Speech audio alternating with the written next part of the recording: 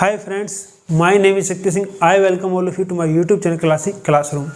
दोस्तों, आज के इस वीडियो में हम बात करेंगे प्रेजेंट इंडेफिनिट टेंस की या फिर कहें प्रेजेंट सिंपल टेंस की।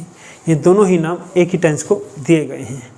आज के इस वीडियो में हम जानेंगे कि इस टेंस को हम प्रेजेंट इंडेफिनिट टेंस या फिर कहें प्रेजेंट सिंपल टेंस क्यों कहते हैं। सबसे पहले हम जानेंगे कि हम इस टेंस को प्रेजेंट इंडेफिनिट टेंस क्यों कहते हैं। चलिए बढ़ते हैं अपने टॉपिक की ओर। Present indefinite, in this tense an action is represented in present time but the state of that action is valid for all the time और नॉट बाउंडेड इन टाइम। दोस्तों, प्रेजेंट इंडेफिनिट टेंस वो tense होता है जिसके अंदर जिस कार्य या घटना का जिक्र किया गया है, जिस घटना या कार्य को बताया गया है, वो बताई तो प्रेजेंट टाइम में गई है, वर्तमान समय में गई है, लेकिन उस कार्य और घटना का जो स्टेट ऑफ एक्शन होता है वो सिर्फ प्रेजेंट टाइम यानी वर्तमान काल से जोड़कर नहीं देखा जा सकता। हम यह नहीं कह सकते कि वो घटना और कार्य सिर्फ प्रेजेंट टाइम यानी वर्तमान समय के लिए ही वैलिड है, मान्य है, सही है। यानी कि हम यह नहीं कह सकते कि उस कार्य की जो अवस्था, जो स्टेट प्रेजेंट टाइम में है वो पास्ट टाइम में वैसी नहीं थी, यानी कि बदली हुई थी। या फिर ये नहीं कह सकते कि उस कार्य और घटना की स्थिति जो अभी प्रेजेंट में है वो भविष्य में वैसी नहीं होगी या बदली हुई होगी। यानी कि इस टेंस के अंदर एक्शन की जो स्टेट होती है, यानी कि स्टेट ऑफ एक्शन जो होता है वो आपका डेफिनेट नहीं होता, इनडेफिनेट होता है, अनिश्चित होता है। अब इनडेफिनेट स्टेट ऑफ एक्शन क्या होता है उसको हम समझते हैं। देखिए दोस्तों, कोई ऐसा कार्य या घटना जो अपनी स्टेट में परिवर्तन नहीं करता, वो जैसा पास्ट में चल रहा था वो वैसा ही प्रेजेंट में चल रहा है और आगे भविष्य में भी अनिश्चित काल तक वैसा ही चलता रहेगा, यानी स्थिति नहीं बदलने वाली। या फिर कहे भविष्य में एक लंबे समय तक वो वैसा ही चलता रहेगा। अब लंबे समय में कब तक वो भी हमें नहीं पता। तो ऐसी स्थिति जो होती है कार्य की जो ऐसी स्टेट होती है वो कहलाती है इनडेफिनिट स्टेट ऑफ एक्शन। और इस तरह के एक्शन को, कार्यों को, घटनाओं को हम प्रेजेंट इनडेफिनिट टेंस में बनाते हैं, क्योंकि इस टेंस के अंदर टाइम तो प्रेजेंट का होता है लेकिन स्टेट जो होती है वो आपकी इनडेफिनिट होती है। इसीलिए इस टेंस को हम कहते हैं प्रेजेंट इंडेफिनिट टेंस। चलिए इन सभी बातों को हम एग्जाम्पल्स के द्वारा समझते हैं। एग्जाम्पल्स पर जाने से पहले हम बात करेंगे टाइमलाइन की, यानी कि समय रेखा की, क्योंकि जब मैं आपको एग्जाम्पल्स के द्वारा इनडेफिनिट स्टेट को समझाऊंगा तो उसको मैं टाइमलाइन पर भी दर्शाने की कोशिश करूंगा ताकि आपको बात अच्छी तरह से समझ में आए। तो उसके लिए हमें सबसे पहले टाइमलाइन को जान लेना चाहिए। दोस्तों, जो टाइम होता है, जो समय होता है, वो एक लाइन की तरह होता है जो पास्ट यानी भूतकाल से लेके प्रेजेंट और प्रेजेंट से लेके भविष्य की तरफ जा रही होती है। या फिर कहे समय एक ऐसी नदी की तरह होता है जो भूतकाल से लेके प्रेजेंट यानी वर्तमान काल और वर्तमान काल से लेके भविष्य काल यानी फ्यूचर की तरफ बह रही होती है। और इसी लाइन पे, इसी नदी के ऊपर हम टाइम को 3 प्रकार से दर्शाते हैं। प्रेजेंट यानी कि वर्तमान काल, पास्ट यानी भूतकाल और फ्यूचर यानी कि भविष्य काल। प्रेजेंट प्रेजेंट वो समय हो रहा होता है जो कि चल रहा है, जिसमें हम बात कर रहे होते हैं, उसी समय को प्रेजेंट कहते हैं। उससे 1 मिनट पहले का समय हो वो भूतकाल होता है, चाहे 1 घंटे पहले का समय हो, चाहे 1 साल पहले का समय हो, वो सारा ही भूतकाल होता है।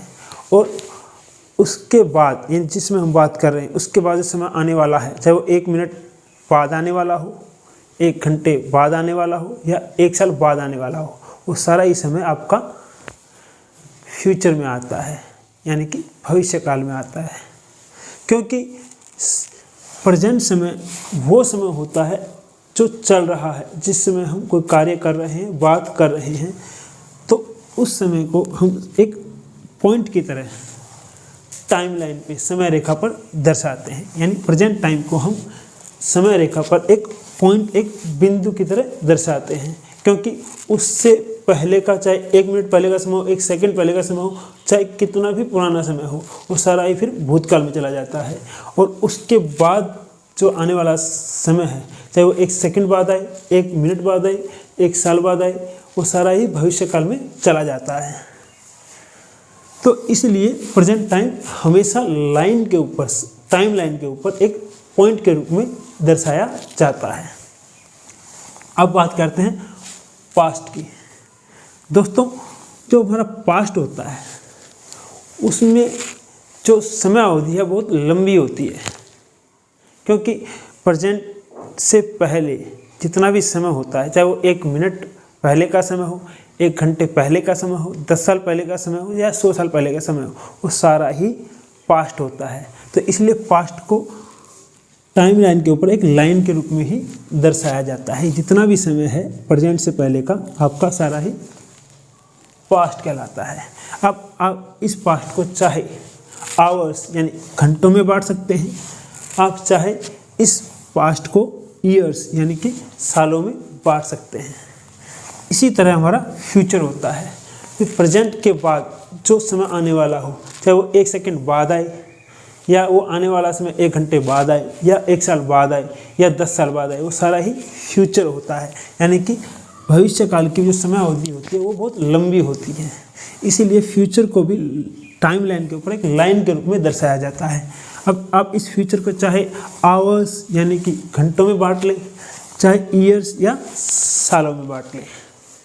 चलिए, अब आपको जो टाइम लाइन के बारे में जानकारी मिल गई होगी और आपको यह भी पता चल गया होगा कि टाइम लाइन के ऊपर हम समय को कैसे दर्शाते हैं।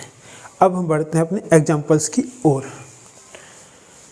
इनडेफिनिट स्टेट ऑफ एक्शन को समझाने के लिए हम 3 ऐसी परिस्थितियों के बारे में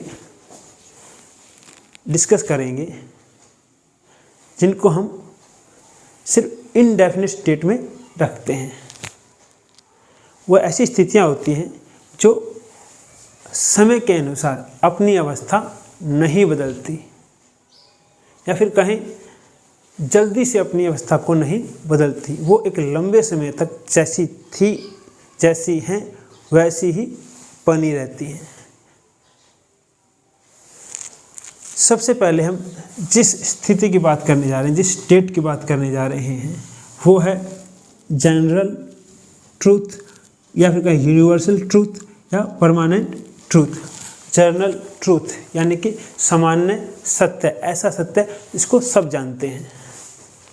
यूनिवर्सल ट्रूथ सर्वमान्य सत्य, ऐसा सत्य जो पूरी दुनिया में माना जाता है, जिसको सब मानते हैं। परमानेंट ट्रूथ ऐसा सत्य जो कि निश्चित है, जो कि नहीं बदलता, जो कि परमानेंट है। चलिए इसके कुछ एग्जाम्पल हम देखते हैं।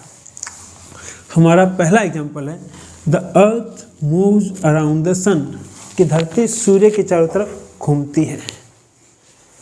यह बात हमने प्रेजेंट में कही है कि धरती सूर्य की चारों तरफ घूमती है। ओके, यानी कि यह कार्य प्रेजेंट में तो हो ही रहा है, ठीक है। लेकिन क्या यह कार्य पास्ट में नहीं हो रहा था? क्या स्टेट ऑफ एक्शन वैसी ही नहीं थी जैसे प्रेजेंट में है? यानी कि धरती कल भी या उससे कई साल पहले भी, पास्ट में जितना ही पीछे चले जाओ आप, धरती तब भी सूर्य के चारों तरफ घूमती थी, आज भी घूमती है और भविष्य में भी स्थिति ऐसी ही बनी रहने वाली है। यानी कि आप ये जो स्टेट ऑफ एक्शन है इस वाक्य के अंदर, कार्य की जो अवस्था इस वाक्य के अंदर है, उसको आप सिर्फ प्रेजेंट से जोड़कर नहीं देख सकते। आप ये नहीं कह सकते कि जब मैं ये बात कह रहा हूँ कि धरती सूर्य की चारों तरफ घूमती है तभी के लिए सत्य है, कल स्थिति कुछ और थी और आगे आने वाले भविष्य में कुछ और होगी। आप ऐसा नहीं कह सकते। स्टेट ऑफ एक्शन जैसी है वैसी ही पहले भी थी, आज भी है और आगे भविष्य में भी बनी रहेगी अनिश्चित काल तक, इनडेफिनेट टाइम तक। यानी कि यह एक्शन इनडेफिनेट स्टेट का है। यहाँ कार्य की स्थिति यानी स्टेट ऑफ एक्शन में कोई बदलाव नहीं आ रहा। आप इस स्टेट ऑफ एक्शन को सिर्फ प्रेजेंट टाइम से जुड़कर नहीं देख सकते। आप ये नहीं कह सकते कि यह सिर्फ प्रेजेंट टाइम के लिए वैलिड है। इसी तरह हमारा दूसरा एग्जाम्पल है the sun gives us light, कि सूर्य हमें रोशनी देता है। तो सूर्य प्रेजेंट टाइम में हमें रोशनी दे रहा है, बात सत्य है, सही है। लेकिन क्या कल स्थिति कुछ और थी, बदली हुई थी? नहीं, सूर्य तो हमें कल भी रोशनी देता था और कई सालों से देता आ रहा है। यानी कि यह बात पास्ट के लिए भी उतनी ही सही है जितनी प्रेजेंट के लिए सही है, और भविष्य में भी यह बात उतनी ही सही रहेगी। यानी कि सूर्य हमें कल भी रोशनी देगा और आगे भी रोशनी देता रहेगा। यानी कि ये स्टेट ऑफ एक्शन ऐसा कार्य की अवस्था है जो कि बदलने वाली नहीं है अनिश्चित काल तक। यानी यहाँ भी स्टेट ऑफ एक्शन इनडेफिनेट है। यह जो आपकी स्टेट ऑफ एक्शन है बनी रहेगी बिल्कुल वैसे ही इनडेफिनेट टाइम तक, अनिश्चित काल तक, जब तक पता नहीं कब तक। मतलब हमें कब पता, क्या पता कि सूर्य कब रोशनी देना बंद करेगा। इसीलिए इस टेंस को भी यानी इस वाक्य को भी स्टेट ऑफ एक्शन को भी हमने इनडेफिनिट टेंस में रखा है। वी लिव ऑन अर्थ, हम धरती पर रहते हैं। यह स्टेट ऑफ एक्शन भी इनडेफिनिट स्टेट ऑफ एक्शन है। यानी कि हम यह नहीं बता सकते कि यहाँ पर कार्य की स्थिति में बदलाव कब आएगा। यह स्थिति सिर्फ प्रेजेंट के लिए वैलिड नहीं है, वर्तमान समय से बंधी हुई नहीं है कि मैंने जब ये बात कही है तभी हम धरती पर रह रहे हैं। हम कल भी धरती पर रह रहे थे, पता नहीं कितने लंबे समय से धरती पर रहते आ रहे हैं और आगे भी भविष्य में भी अनिश्चित काल तक, इनडेफिनेट टाइम तक धरती पर रहते रहेंगे। यानी स्टेट ऑफ एक्शन में कोई बदलाव नहीं आएगा। यानी भी ये भी जो कार्य की अवस्था है ये इनडेफिनेट स्टेट की है। तो यानी कि जो हमारे जनरल यूनिवर्सल और परमानेंट ट्रूथ होते हैं वो सारे इनडेफिनेट स्टेट ऑफ एक्शन के पार्ट होते हैं, हिस्से होते हैं। और इसीलिए हम इनको इनडेफिनेट टेंस के अंदर बनाते हैं, क्योंकि इनके अंदर जो कार्य आता है, जो घटना आती है वो सारी इनडेफिनेट स्टेट की होती है। उनके बारे में हम यह नहीं बता सकते कि उनकी स्थिति, उनकी अवस्था, उनकी स्टेट में कब बदलाव आएगा, क्योंकि जो स्टेट जो होती है उनकी, जो उनके कार्य की अवस्था होती है वो पास्ट से प्रेजेंट तक लगातार वैसे ही चलती आ रही होती है जैसे वो चल रही है, और भविष्य में पता नहीं कब तक वो वैसे ही चलती रहेगी अनिश्चित काल तक। इसी तरह हमारी जो दूसरी स्थिति है वो है हैबिचुअल एक्शन की, डेली रूटीन की और कस्टम की। हैबिचुअल एक्शन मतलब हमारी आदतें, डेली रूटीन ऐसे कार्य जो हम रोज़ाना करते हैं, और कस्टम यानी कि रिवाज, परंपरा जो एक लंबे समय से चलते आ रहे हैं, अभी भी चल रहे हैं और आगे भी चलते रहेंगे। ये जो हमारे एक्शंस होते हैं, habitual action, daily routine, custom होते हैं, ये भी ऐसी स्थिति होती है जो कि लंबे समय से जैसी चलती आ रही है वैसी ही प्रेजेंट समय में चल रही होती है, और आगे भी भविष्य में जाने कब कितने लंबे समय के बाद बदलेगी वो हमें नहीं पता होता। हालांकि हमारा हैबिचुअल एक्शन, जो हमारी आदतें होती हैं वो बदल सकती हैं, हमारा रूटीन बदल सकता है। हो सकता है कि जो कस्टम रिवाज हम फॉलो कर रहे हैं वो भविष्य में जाके बदल जाए, लेकिन हम यह नहीं बता सकते कि वो भविष्य में कब कितने लंबे समय के बाद जाके बदलेगा, वो अनिश्चित होता है।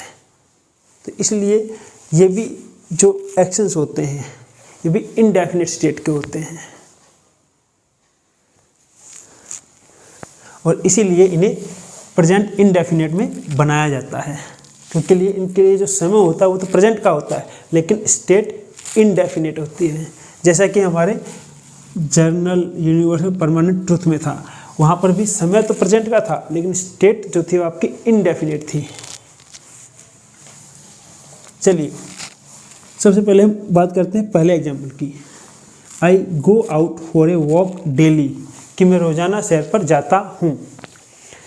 देखिए दोस्तों, जब आप कहते हो मैं रोज़ाना सैर पर जाता हूँ, तो ये बात प्रेजेंट के लिए तो सत्य होती ही होती है।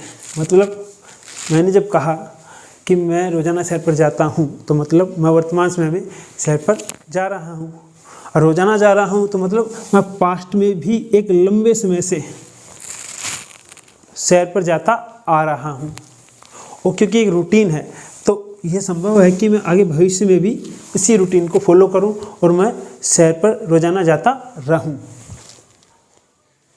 यानी कि यहाँ पर भी जो स्टेट ऑफ एक्शन है वो इनडेफिनिट है। हम यह नहीं बता सकते कि उसमें बदलाव कब आएगा, क्योंकि वो पास्ट से जैसा है वैसा ही प्रेजेंट समय में चल रहा है, और आगे भी भविष्य में एक लंबे समय तक वैसा ही चलता रहेगा, क्योंकि वो एक रूटीन है। इसी तरह my father always reaches the office in time, कि मेरे पिताजी रोजाना समय पर ऑफिस जाते हैं। अब यहाँ पर इसको आप रूटीन भी कह सकते हैं या हैबिचुअल एक्शन कह सकते हैं। उनकी आदत है समय पर ऑफिस पहुँचना। ये भी उसी प्रकार का एक्शन है कि जो पास्ट से चलता आ रहा है, कि वो पास्ट से ही, भूतकाल से ही समय पर ऑफिस जाते आ रहे हैं, और भविष्य में भी वो आगे ऐसे ही समय पर ऑफिस जाते रहेंगे एक लंबे समय तक। प्रेजेंट में तो वो समय पर ऑफिस जाते ही हैं, लेकिन भविष्य में भी ऐसा होता रहेगा। ये पूरी संभावना है, और हम यह नहीं बता सकते कि उनकी ये रूटीन या आदत कब बदलेगी। यानी कि इस समय जिस समय हम बात कर रहे हैं उस समय तो ये जो स्थिति है वो ऐसी है कि जिसमें कोई बदलाव नहीं आने वाला, और हमें यह नहीं पता कि ये रूटीन जो है उनका जो स्टेट ऑफ एक्शन है ये कितने लंबे समय तक ऐसे ही बने रहने वाला है। यानी कि यहाँ पर भी ये जो उनका कार्य है ये इनडेफिनिट स्टेट का है। यानी कि वो प्रेजेंट में समय पर ऑफिस जाते हैं, पास्ट में भी जाते रहे हैं, और आगे भविष्य में भी वो समय पर ही ऑफिस जाते रहेंगे, क्योंकि ये उनकी आदत हो सकती है, ये उनका रूटीन हो सकता है जो कि जल्दी से नहीं बदलता, और वो पास्ट से प्रेजेंट तक ऐसा ही चलता आ रहा है, तभी तो वो आदत बनी, तभी तो वो उनका रूटीन बना। अब हम बात करते हैं अपने तीसरे एग्जाम्पल की। Our school opens at 9 AM, कि हमारा स्कूल 9 बजे खुलता है।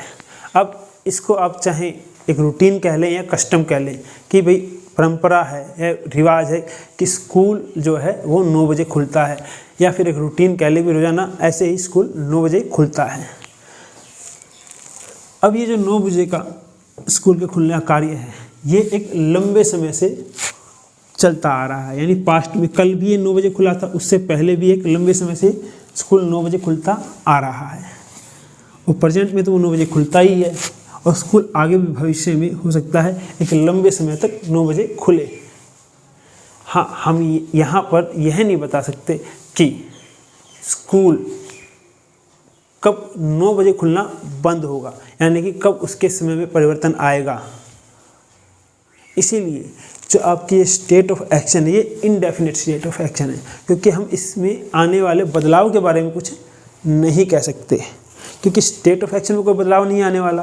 तो हम आप इसको एक पर्टिकुलर टाइम से भी जोड़कर नहीं देख सकते कि ये बात प्रेजेंट में ही सही है या वर्तमान में ही मान्य है। हाँ, ये बात अलग है, इसका टाइम ऑफ एक्शन यानी इस बात को कहने के लिए जो हमने समय चुना है वो प्रेजेंट है, वर्तमान है, लेकिन स्टेट ऑफ एक्शन सिर्फ प्रेजेंट से नहीं जुड़ा हुआ, वो आपका पास्ट से भी वैसे ही चलता आ रहा है और आगे भविष्य में भी वैसे ही चलते रहने की संभावना है एक लंबे समय तक।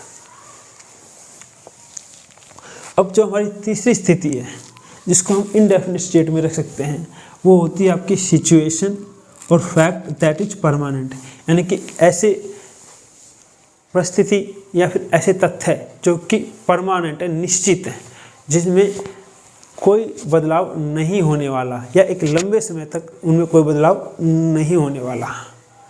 इसके लिए हमारे एग्जांपल्स हैं। पहला हमारा एग्जांपल है Agra stands on the bank of Yamuna, कि जो आगरा है वो यमुना नदी के किनारे स्थित है, या फिर कहीं आगरा यमुना नदी के किनारे खड़ा है। अब जब आपने ये बात कही तब तो ये बात सत्य ही है कि भाई आगरा यमुना नदी के किनारे खड़ा है या स्थित है, लेकिन ये सिर्फ आज की स्थिति नहीं है कि जब हमने बात कही तभी वो आगरा यमुना नदी के किनारे स्थित है, वो पास्ट में भी भूतकाल में भी यमुना नदी के किनारे ही स्थित था और कई वर्षों से स्थित है। तो जब भी आप पास्ट में देखेंगे स्थिति बिल्कुल वैसी ही पाएंगे कि भाई आगरा यमुना नदी के किनारे स्थित है, और आगे भविष्य में भी लंबे समय तक, पता नहीं कब तक, आगरा यमुना नदी के किनारे स्थित रहे। यानी कि आप यहाँ यह नहीं बता सकते कि स्टेट ऑफ एक्शन यानी कार्य की स्थिति में, जिस कार्य का यहाँ जिक्र है उसकी स्थिति में बदलाव कब आएगा, वो अनिश्चित है, यानी कि ये एक्शन भी इनडेफिनिट स्टेट का है। इसी तरह हमारा दूसरा एग्जांपल है this road leads to Gurgaon, कि यह रोड या सड़क गुड़गांव ले जाती है, यानी कि यह सड़क आज ही, मतलब जब मैंने बात की तभी तो उसने आपको गुड़गांव ले जाना शुरू नहीं किया, वो तो एक लंबे समय से सभी यात्रियों को, सबको गुड़गांव ही ले जाती रही है। या फिर हिंदी में कहें कि यह सड़क गुड़गांव जाती है, तो ये तो पीछे लंबे समय से ऐसा होता आ रहा है। पास्ट में भी वो सबको गुड़गांव ही ले जाती थी, अब भी वो सबको गुड़गांव ले जा रही है, और आगे भविष्य में भी लंबे समय तक ऐसी स्थिति बनी रहने वाली है। यानी प्रेजेंट में ये सड़क गुड़गांव ले जा रही है और पास्ट में भी ये गुड़गांव ले जाती रही है, और आगे भविष्य में भी ये सबको गुड़गांव ही ले जाती रहेगी। यानी ये भी एक परमानेंट सिचुएशन है या फिर कहें फैक्ट है। ठीक है, तो यहाँ हमें समझ में आया कि हम प्रेजेंट इंडेफिनिट टेंस को प्रेजेंट इंडेफिनिट इसलिए कहते हैं कि जो टाइम जो होता है, जो टाइम ऑफ एक्शन होता है वाक्य का, जो टेंस के द्वारा दर्शाया जाता है, वो तो प्रेजेंट का होता है, लेकिन स्टेट ऑफ एक्शन जो कार्य की होती है वो इनडेफिनिट होती है। यानी कि उसके बारे में हम यह नहीं बता सकते कि उसकी स्थिति में बदलाव कब आएगा। स्टेट ऑफ एक्शन जैसा है वैसा ही बना रहता है, वो पास्ट में भी वैसा था, प्रेजेंट में भी वैसा ही है, और भविष्य में, फ्यूचर में भी एक लंबे समय तक वैसा ही रहने वाला है। यह अनिश्चित होता है, इनडेफिनिट होता है कि उसकी स्थिति में कब बदलाव आएगा, क्योंकि स्टेट ऑफ एक्शन इनडेफिनिट होता है। इसीलिए हम इस टेंस को इनडेफिनिट टेंस कहते हैं, और समय प्रेजेंट का होता है तो हम इस टेंस को प्रेजेंट टेंस कहते हैं, और जब हम दोनों को एक साथ जोड़ते हैं तो टेंस बनता है प्रेजेंट इनडेफिनिट टेंस। चलिए, अब आपको समझ में आया होगा कि हम प्रेजेंट इनडेफिनिट टेंस को प्रेजेंट इनडेफिनिट टेंस क्यों कहते हैं। अब हम आगे बढ़ते हैं। चलिए दोस्तों, अभी तक हमने यह देखा कि जिस टेंस को हम पढ़ रहे हैं उसको हम प्रेजेंट इंडेफिनिट टेंस क्यों कहते हैं। अब हम यह देखेंगे कि इस टेंस को हम प्रेजेंट सिंपल टेंस क्यों कहते हैं। और ग्रामेरियंस यानी कि ग्रामर के एक्सपर्ट्स का इस बारे में क्या विचार है, और उन्हीं के आधार पर, उनके जो विचार हैं उन्हीं के आधार पर मैं आपको यह बात समझाने की कोशिश करूंगा कि हम इस टेंस को प्रेजेंट सिंपल टेंस क्यों कहते हैं। देखिए दोस्तों, जो ग्रामेरियंस हैं, जो ग्रामर के एक्सपर्ट्स हैं, वो ये कहते हैं कि present simple in this tense we need only a subject and a base form of verb to make a complete sentence, hence it is called present simple tense. यानी कि इस टेंस के अंदर हमें अगर एक कंप्लीट वाक्य बनाना है, एक पूर्ण वाक्य बनाना है, तो हम एक सब्जेक्ट और वर्ब की सहायता से एक कंप्लीट वाक्य बना सकते हैं। और इंग्लिश में इससे ज़्यादा सिंपल सेंटेंस हो ही नहीं सकता। यानी कि इंग्लिश में अगर आपको एक कंप्लीट वाक्य बनाना है तो आपको वाक्य के अंदर कम से कम एक सब्जेक्ट और एक वर्ब की जरूरत पड़ेगी। बिना एक सब्जेक्ट और बिना एक वर्ब के आप वाक्य कंप्लीट नहीं कर सकते, और इससे ज़्यादा सिंपल वाक्य इंग्लिश के अंदर नहीं होता। दूसरा, अब वाक्य तो सिंपल हो गया, फिर यह प्रेजेंट का कैसे हुआ? क्योंकि हम वाक्य के अंदर वर्ब की फर्स्ट फॉर्म का प्रयोग करते हैं, बेस फॉर्म ऑफ वर्ब का प्रयोग करते हैं। बेस फॉर्म ऑफ वर्ब यानी कि वर्ब की फर्स्ट फॉर्म का प्रयोग करते हैं, जो कि प्रेजेंट टेंस को दर्शाती है, यानी कि वर्तमान काल को दर्शाती है। और इसीलिए हम इस टेंस को प्रेजेंट सिंपल कहते हैं, क्योंकि यह एक तो एक सिंपल वाक्य हो गया जो कि सिर्फ सब्जेक्ट और वर्ब की सहायता से बनता है। दूसरा, यह प्रेजेंट का वाक्य भी हो गया क्योंकि इसमें वर्ब की फर्स्ट फॉर्म का प्रयोग हुआ है। तो इसलिए इस टेंस का जो नाम हुआ वो हुआ प्रेजेंट सिंपल। हालांकि इस वाक्य में सब्जेक्ट और वर्ब के साथ ऑब्जेक्ट और कॉम्प्लीमेंट लगा के भी वाक्य बनाए जाते हैं। ऐसा नहीं है कि हम इस टेंस के अंदर जितने भी वाक्य बनाते हैं वो सभी सब्जेक्ट और वर्ब की सहायता से ही बना लेते हैं, उनमें हमें ऑब्जेक्ट और कॉम्प्लीमेंट की यानी अदर वर्ड्स की जरूरत पड़ती ही नहीं, ऐसा नहीं है। और दूसरा ये भी नहीं है कि हमें इस टेंस के अंदर किसी हेल्पिंग वर्ब की जरूरत नहीं पड़ती। जब हम नेगेटिव और इंटरोगेटिव सेंटेंसेस बनाते हैं तब हम वहाँ पर डू और डज का प्रयोग हेल्पिंग वर्ब के रूप में करते हैं। लेकिन ग्रामेरियंस का यानी ग्रामर के एक्सपर्ट्स का ये कहना है कि अगर आपको एक सब्जेक्ट और एक वर्ब की सहायता से प्रेजेंट टाइम में वाक्य बनाना है, वो सिर्फ इसी टेंस में संभव है, पॉसिबल है। प्रेजेंट टेंस के जो दूसरे रूप होते हैं, प्रेजेंट कॉन्टिन्यूअस, प्रेजेंट परफेक्ट या प्रेजेंट परफेक्ट कॉन्टिन्यूअस, उसमें आप एक सब्जेक्ट और वर्ब की सहायता से वाक्य नहीं बना सकते, उनमें तो पॉसिबल ही नहीं है। वहाँ पर आपको हेल्पिंग वर्ब्स की ज़रूरत पड़ेगी ही पड़ेगी।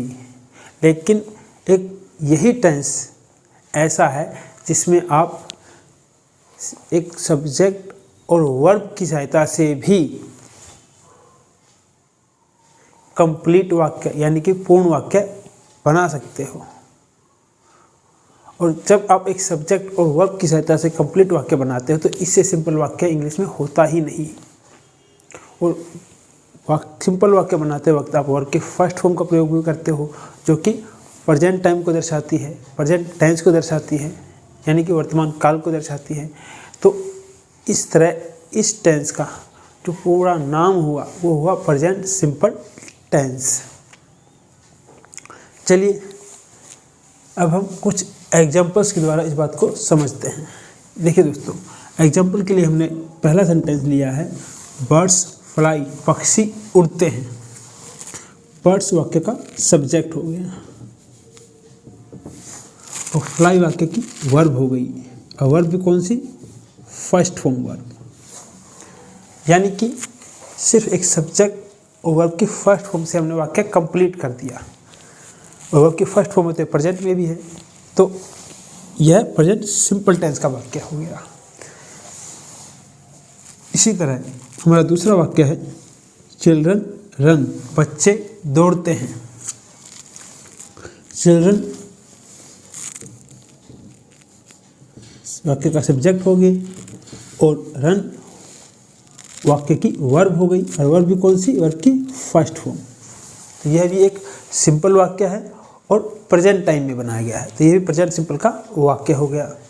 इसी तरह हमारा तीसरा एग्जाम्पल है बेबी क्राइज, बच्चा रोता है। यहाँ भी बेबी वाक्य का सब्जेक्ट हो गया और क्राइज वाक्य की वर्ब होगी जो कि फर्स्ट फॉर्म में है। तो यह भी सिंपल वाक्य हो गया जो कि एक सब्जेक्ट और वर्ब से ही बना है। और दूसरा वर्ब की फर्स्ट फॉर्म है तो प्रेजेंट में है, तो यह भी जो सेंटेंस हुआ प्रेजेंट सिंपल टेंस का हो गया, क्योंकि ये तीनों ही वर्ब इंट्रांसिटिव वर्ब हैं। लेकिन ऐसे वर्ब जिन्हें अपना वाक्य कंप्लीट करने के लिए ऑब्जेक्ट की जरूरत नहीं पड़ती, वो बिना ऑब्जेक्ट के, बिना अदर वर्ड्स के अपना वाक्य पूरा कर देती हैं। तो इसलिए हमें यहाँ पर ऑब्जेक्ट की जरूरत नहीं पड़ी और इसीलिए हम सिर्फ एक सब्जेक्ट और वर्ब की सहायता से ही कंप्लीट वाक्य बना सकते हैं। और यह प्रेजेंट में इसी टेंस में पॉसिबल है। अगर हम प्रेजेंट टाइम में यानी वर्तमान काल में अगर सिर्फ एक सब्जेक्ट और वर्ब से वाक्य बनाना चाहें तो वो सिर्फ इसी टेंस में पॉसिबल है, प्रेजेंट सिंपल टेंस में ही पॉसिबल है। और प्रेजेंट के दूसरे रूप जो होते हैं present perfect, present continuous, present perfect continuous, उनमें पॉसिबल नहीं है। और इसीलिए हम इस टेंस को कहते हैं प्रेजेंट सिंपल टेंस। यह याद रखें कि अगर यहाँ पर वर्ब इंट्रांसिटिव ना हो, ट्रांसिटिव हो, तो हमें ऑब्जेक्ट लगाना पड़ेगा। और इस टेंस में हमें हेल्पिंग वर्ब्स की जरूरत भी पड़ती है। जब हम नेगेटिव इंटेरोगेटिव सेंटेंसेस बनाते हैं वहाँ पर हम डू और डज को हेल्पिंग वर्ब्स के रूप में प्रयोग करते हैं।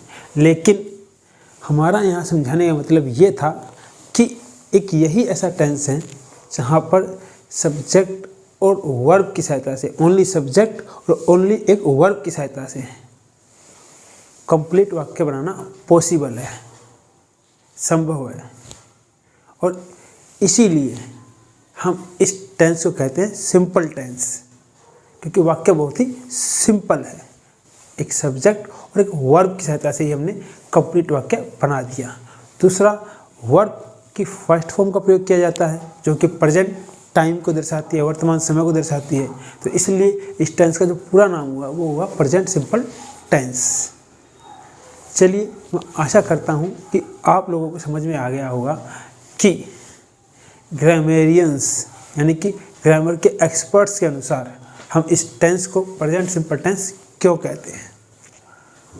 अगर आपको इस वीडियो से कुछ नया सीखने को मिला हो तो आप इस वीडियो को ज़्यादा से ज़्यादा शेयर कीजिए, ताकि आपके दोस्तों को और कुछ और विद्यार्थियों को, कुछ और दोस्तों को भी नया सीखने को मिले। इस वीडियो को लाइक भी कीजिए और इस पर कमेंट्स भी कीजिए, ताकि YouTube इस वीडियो को ज़्यादा से ज़्यादा प्रमोट कर सके और यह वीडियो अपने आप भी ज़्यादा से ज़्यादा लोगों तक पहुंच सके। और हमेशा एक बात का ध्यान रखिए, the more you know the more you grow. जितना आप अपनी जानकारी को बढ़ाते हैं, जितना आप सीखते हैं, उतना ही आप अपनी ज़िंदगी में आगे बढ़ते हैं।